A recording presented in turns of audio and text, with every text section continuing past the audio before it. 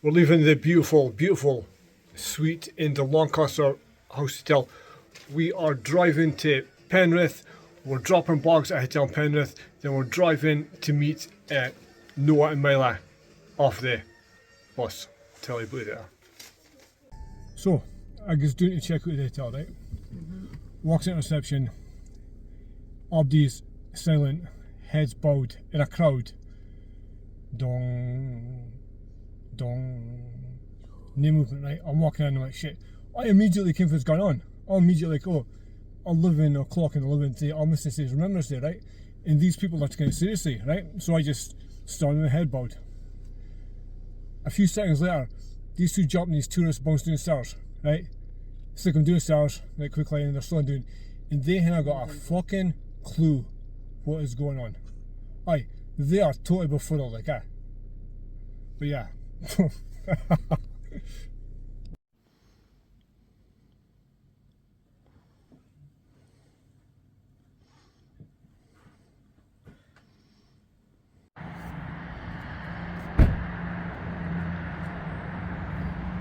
Please.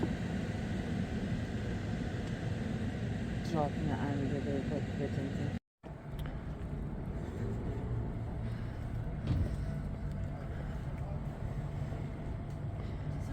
Checked out a Travelodge. We're at Carlisle and we are trying to find the entrance to the fucking train station. This is it.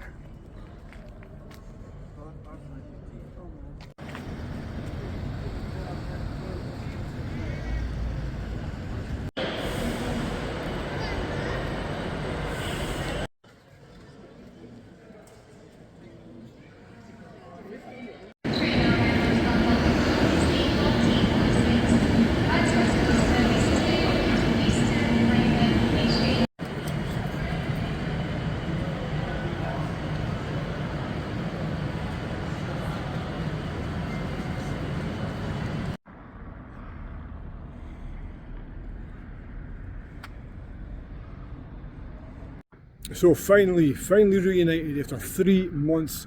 Finally, they were supposed to get a train this morning, and their granny was taking them down, but the train got cancelled. They got a bus, then they got a train, but I don't fucking care. They're finally here.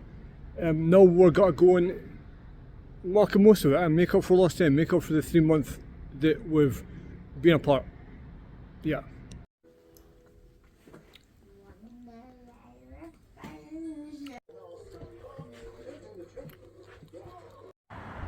First. See.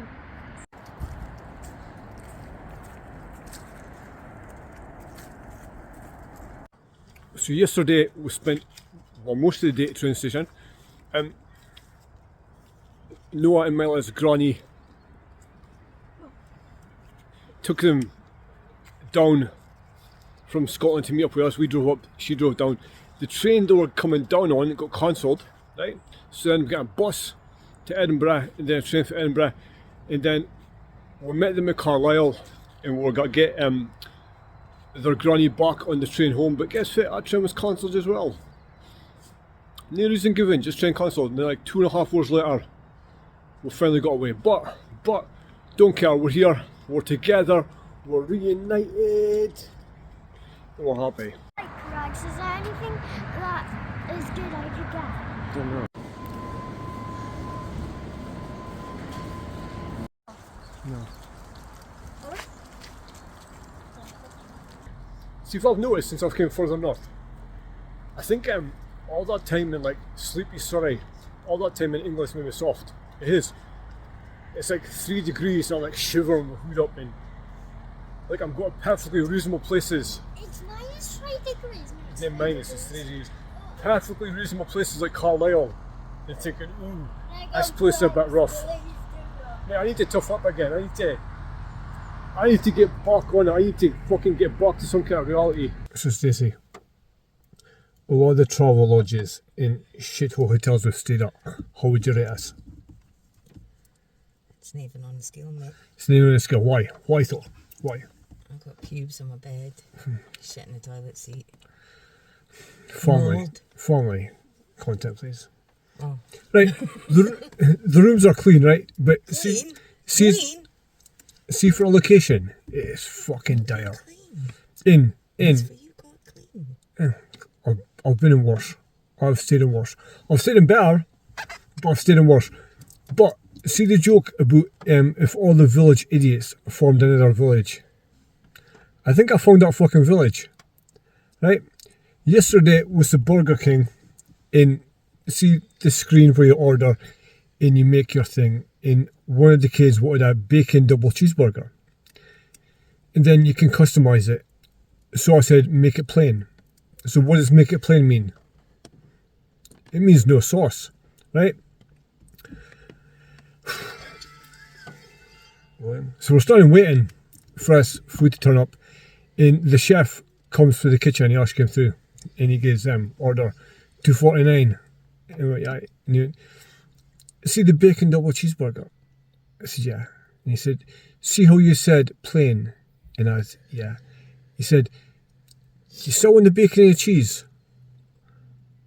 I'm like, yeah, mate, or else that would just be a fucking hamburger. Right? But anyway, I didn't say that. I just said, please. And he went away and he made it, and it was okay. And I thought it was a one-off. And then tonight we went to Domino's Pizza in Penrith. And when I walked in, like Stacey wanted a Biscoff milkshake. Which they do, by the way. Which apparently they do. Because it was on the menu, they do it, but not in Penrith, apparently. Because I walked in and I says, oh, by the way, can I get a Biscoff milkshake? And they're like, what? I'm like, a Biscoff milkshake. They're like, and the guy asked the other guy, because he was in it, and I'm assuming he's new, and I'm like, Biscoff? And they're like, and I'm thinking, right, because I've been in the south of England, and Biscoff's pretty posh for rest parts. I'm thinking it's the Biscoff's confused him. So I'm like, milkshake? And honestly, the guy looked at me like a cat with a fucking calculator.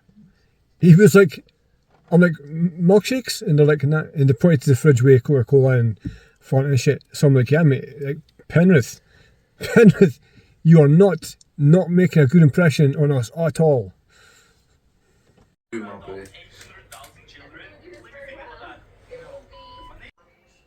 So, the other day, we're in Lancaster House Hotel. And we've been driving all day, it was late, and everyone was hungry.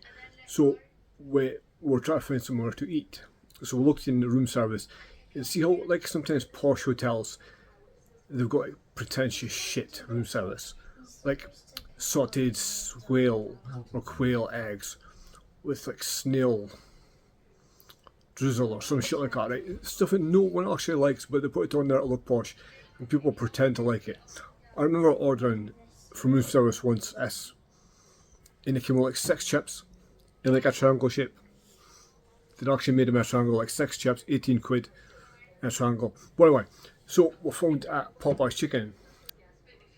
We went to Popeye's Chicken, it's in the middle of a university campus, right? Popeye's Chicken.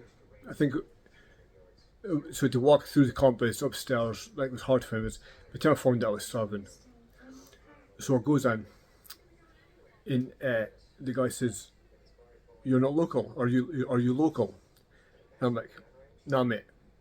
And he's like, "Okay, so what brings you here?" Just trying my conversation. I was like, see, when you're trying to explain to everyone, especially when you're in London or England, why you're there. And I was tired, and the guy says, "What brings you here?" And I says, "I'll just be at London, I'm just driving back home again. And I stopped here for the night." And he goes, "Oh." And he goes, "You drive a truck or what?" And I'm going, "Nah, mate, just a car." Like, no explanation, just. And he just kind of goes, and I leave. And see, when I leave, I'm thinking, 100% this guy thinks I'm on a drug run. 100% that guy thought I was on a drug run. 100%. Just his luck was like. And that reminds me, right? So, when I was in Todsworth, I went to a barber. And it was a Belgian guy. Right? A Turkish barber, but a Belgian guy.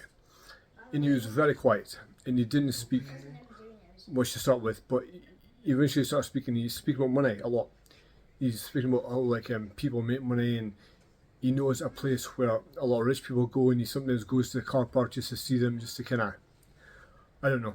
And then he spoke about, I was from Scotland. He says, like, one time, nowhere by the way, one time I drove from here to Glasgow in 5.5 hours, South England. And I'm going, no fucking way. And he goes, yes. And I'm like, why? And he goes, well, my cousin phoned me. And my cousin said, middle of the night by the way, my cousin said, cousin, I am in UK, come and see me. And I said, okay, where are you? And he said, Glasgow. I'm like, what the fuck are you doing in Glasgow? He said, I'm in Glasgow, come and see me. So I got in my car in the middle of the night, I drove to Glasgow in 5.5 hours. I saw my cousin and drove back again. And I'm like, you saw your cousin, or you got a phone call from your cousin in the middle of the night, you immediately drove to Glasgow, saw him, then drove back again in 5.5 hours. And I'm thinking, sounds legit, right? Yeah. And then, again, the guy's warming up. He says, one time I drove from Brussels to Bari in Italy in 9.5 hours. I'm going, why? And he goes, just wanted to drive it. And I'm going, you're a fucking drug smuggler, mate. Like 100% you're a drug smuggler.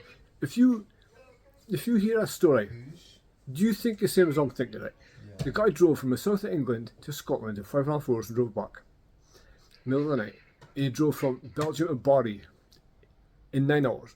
And he says, in Europe there's this thing you can get where you get like a temporary registration, where you get a temporary license plate, and you get insurance, you bet on, and after 24 hours everything's... I'm thinking fake license plate, right? I'm thinking this fucking hairdresser's a drug smuggler. Tell me if you agree. But anyway, tomorrow we leave as Shithole Travel Lodge and we travel to Whinfell Forest for a week. Whinfell Forest is, I reckon, we'll see when we get there. We're supposed to have a cabin with a hot tub and that kind of stuff, but we'll see. Until then,